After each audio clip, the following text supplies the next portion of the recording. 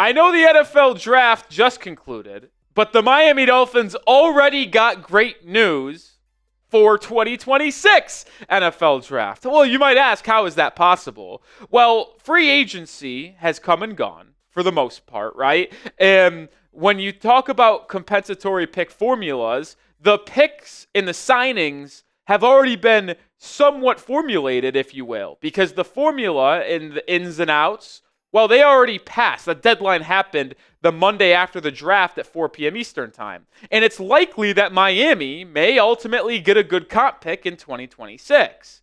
The projection came from over the cap, and the projected compensatory pick, for the Dolphins is a 4th rounder. Remember, the Dolphins got a 3rd round comp pick this past draft for Robert Hunt and a 4th rounder from Christian Wilkins alongside a couple 7th rounders. But this 4th round projected pick comes courtesy of Jevon Holland, and the Dolphins narrowly earned this potential pick. We'll tell you more about this here in a second.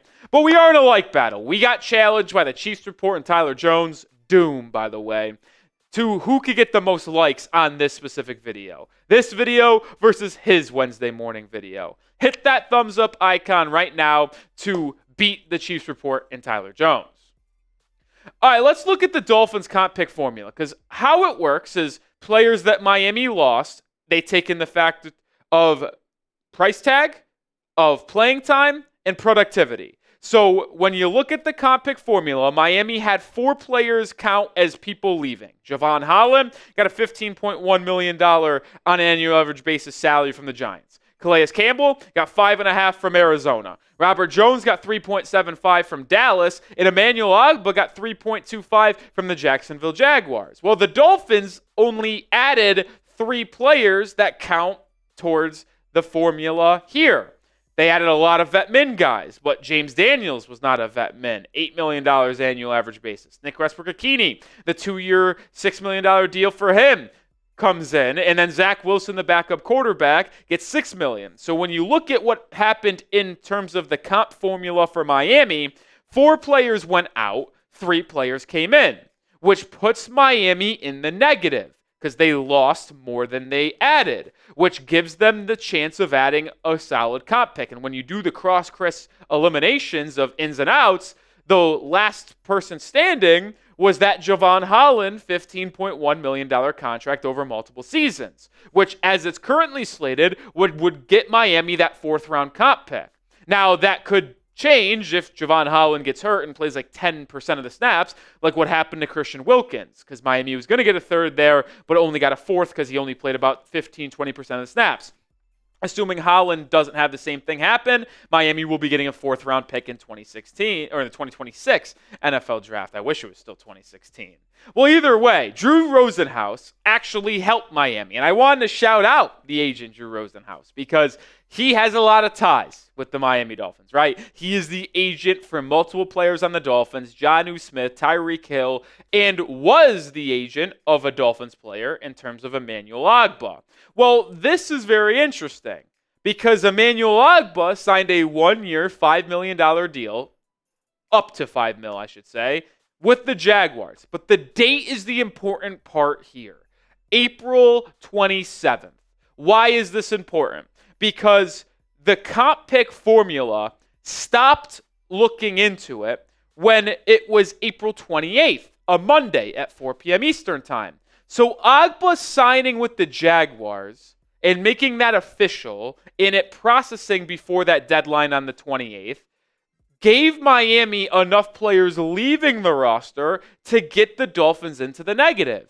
And Ogbah could have waited till that Monday night, the Tuesday of that week, and ultimately not counted in the comp pick formula for Miami. I don't know if Drew Rosenhaus pushed for that. I don't know if Emmanuel Ogbah pushed for that, but it basically just gave the Dolphins a 4th round pick. Like, it was already on question. It was on the line, but Ogbah leaving when he left and signing gave Miami that 4th round pick. So it's major, major help to the Fins. And I'll also say, the Jags, I don't know if they knew that would give Miami a comp pick, but they were already so much into the positive in terms of people they signed in free agency rather than what they lost. That didn't affect their comp pick formula. It only changed the formula for Miami in a very positive way.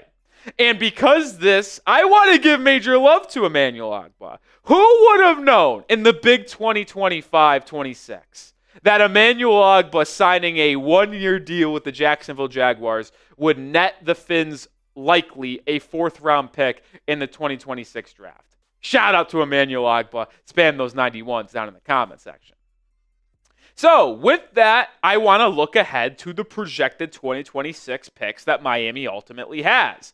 They have not sent an outgoing pick just not yet. So they have their own first, second, third, fourth, fifth, sixth, and seventh. But they've added already 2 likely picks. The 4th-round comp pick for Jevon Holland, it is projected. But remember, they also added an extra 3rd-round pick.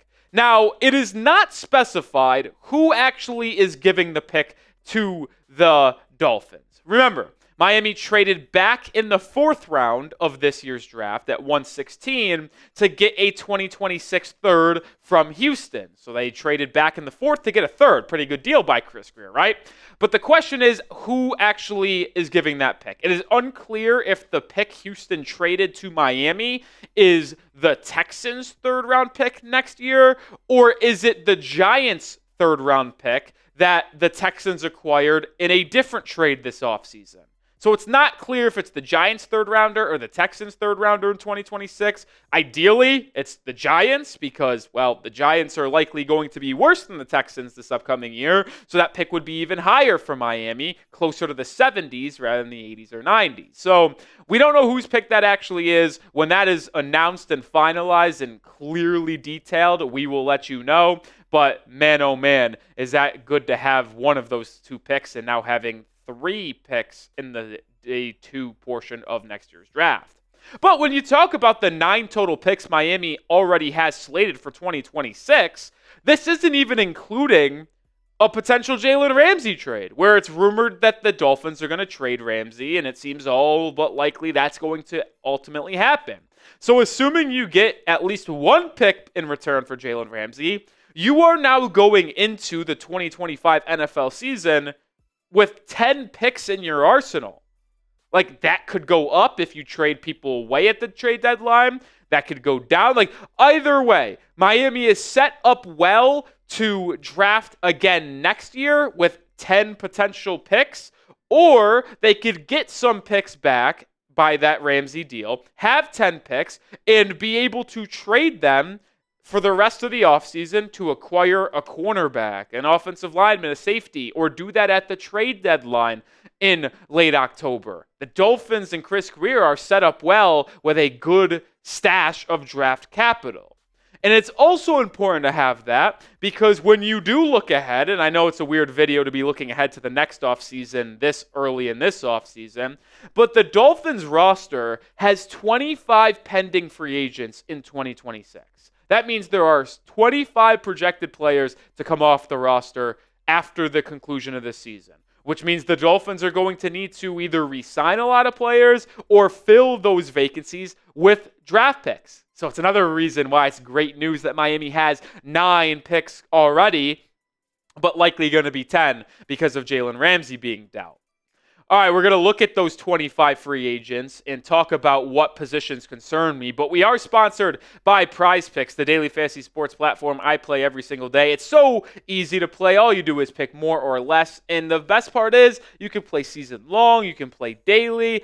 You can play any way you want. And with the basketball playoffs here, don't miss out on your last chance to add your favorite players from the court to your Prize Picks lineup, whether it's points, rebounds, assists. Take your pick on more or less for your shot to win up to 2,000 times your cash today. Turn your playoff hot takes into tickets to basketball's championship series, starting with this playoffs. Every lineup you make on Prize Picks will enter you into the tickets 2 ticket sweepstakes, which could get you and a +1 a VIP trip to the shit. But if you don't want to play basketball because you don't feel comfortable, you want to stick to football, you can do that too, folks. I already got a season-long entry here for this upcoming fall. I'm going to go less than Jared Goff, 4,200 pass yards, less than Travis Kelce, 774.5 receiving yards, and then less than Jaden Daniels, 824.5 rushing yards. 3-player entry there. You can play season long. You can choose how you want to play. But join me and millions of others on Prize Picks. Download the app today. Use code CLNS to get $50 instantly after you play your first $5 lineup. That's code CLNS to get $50 instantly after you play your first $5 lineup. Prize Picks. Run your game.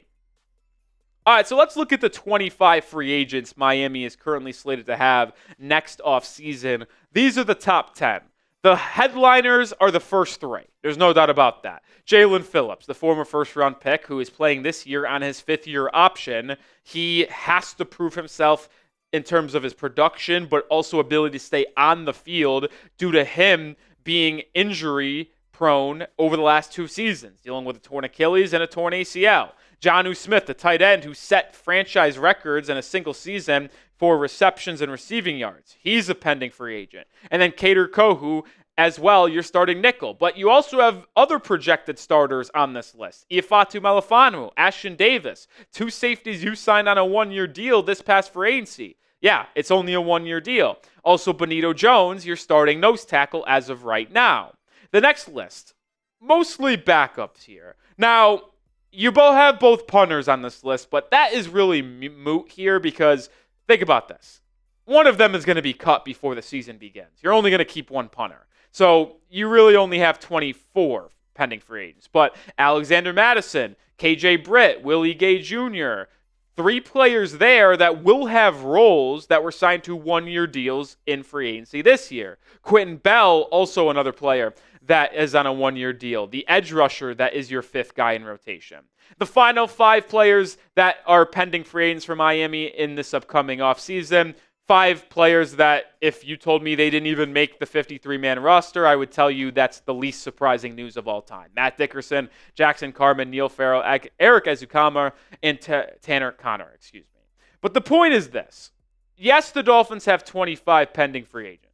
I don't want this to be something that you guys down in the comment section panic about. Because not all of those players are impact guys, and some might not even make the team.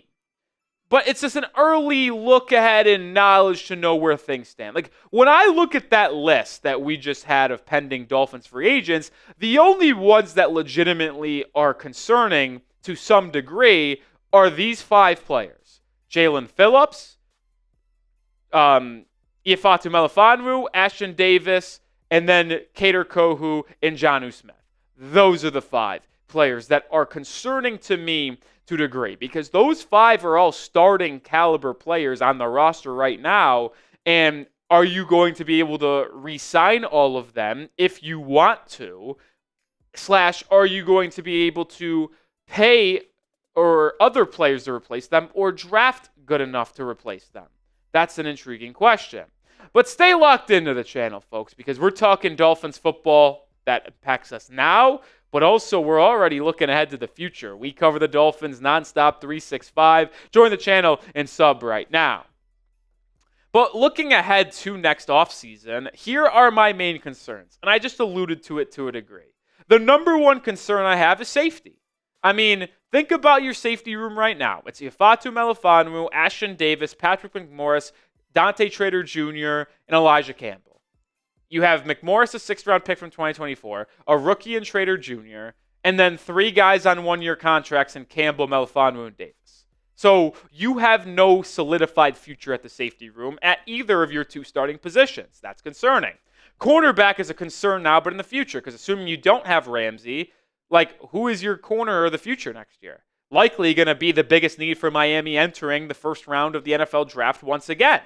And then tight end is a big issue. Pharaoh Brown's a free agent. Tanner Connor, a free agent.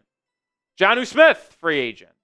Like, are you going to completely overhaul that room? That's a seriously concern. Backup linebacker at number 5. You have Tyrell Dodson and Jordan Brooks under contract, so ideally you have your starting linebacker during next season, but you don't have any guys behind them. But edge is a concern.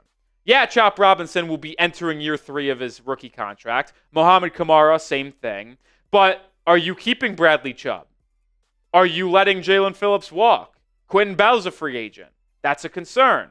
But I want to focus in on the safety room, right? Because when you look for the 2026 roster, I already mentioned it. Miami only has 2 players under contract. Dante Trader Jr., the 5th-round pick out of Maryland in this past draft, and then the 6th-round pick out of Cal, Patrick McMorris, in the 2024 NFL draft. Which, by the way, Patrick McMorris could be a cut candidate if he doesn't play well in camp. Like, that is a legit possibility here. So I am slightly concerned about the long-term look and outlook of the safety room. Because what if Melifanu and Davis, one, aren't good this year, and you have to completely just let them go? Go back to square one at the safety room. Like, yes, I wanted to let Holland walk and let Jordan Poyer walk. But to some degree, you need to start figuring out a long-term plan for the safety room. I just don't think Miami has done that. They're really banking on either McMorris or Dante Trader Jr. to show some flashes. But another main concern that I have is the fact that Julian Hill is the only tight end on the Dolphins roster next year. Only one.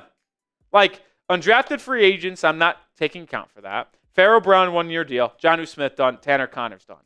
Like, you're going to have to find a long-term tight end, which is why I think a lot of people weren't going to be upset if Miami ultimately drafted Tyler Warren with the 13th pick in the draft. They obviously passed up on Warren. He went 14th to Indianapolis, and Miami went with Kenneth Grant, position of need. But there's no long-term solution here. And even if you keep Jonnu Smith, how much longer does he have? He's been in the league for 7+ years now. Like, I like Jonnu Smith a lot, but there's no guarantee that he's going to be able to keep up his production that he had in 2024. So that's another concern. No long-term future at corner, safety, or tight end. Those are 3 positions that are going to have to be addressed next offseason, for sure. But luckily, Chris Grier did probably the smart thing and really used this offseason to do trenches, adding James Daniels, Jonah Sevinaya, Kenneth Grant, Zeke Biggers, Jordan Phillips. Like, he did a good job adding trenches now, so ideally that isn't a concern next year, and you can add some of these outside position player type of positions in the 2026 offseason. But looking ahead, I want to know what position concerns you the most. Is it safety? Is it corner? Is it tight end? I'm not talking for this year, because this year it's clearly cornerback. But when you're talking about next offseason, which position concerns you the most? Mine is safety. But that's why I'm talking about the draft news about Miami having an extra 4th-round pick next year due to the comp pick formula. Because the Dolphins will have holes to fill at linebacker, at edge, safety, corner, tight end. And having more ammunition could be absolutely massive. They're already projected to have 4 top 100 picks. 4. That is going to be huge for the Fins next year. Now, some of that might be shifted around based off trades. You never know. But right now, Miami's supposed to have 4 picks inside the top 100, 6 inside the top 130. That is going to be super valuable next season. It is going to be unbelievably huge for the Fins. Plus, and as I mentioned it, you can trade some of those picks. You have 9 picks at your disposal. Obviously not at your disposal. You only have 8. You'll have 9 once the comp picks actually get awarded next offseason. But you can, in the back of your head, know you're getting that extra 4th-round pick. So you could trade your own 4th-round pick knowing that you'll still likely have one due to the comp pick formula. Just gives Chris Grier, Mike McDaniel more ability to add to this roster and shift things around. All right, that'll do it for this episode of Dolphins Today. Make sure you are subscribed. Like I mentioned, we talk Dolphins football every single day, sometimes twice a day here at the channel. We also go live every Tuesday, so if you missed that, well, hit that sub button, turn on those notifications, and stay locked in for the rest of the offseason.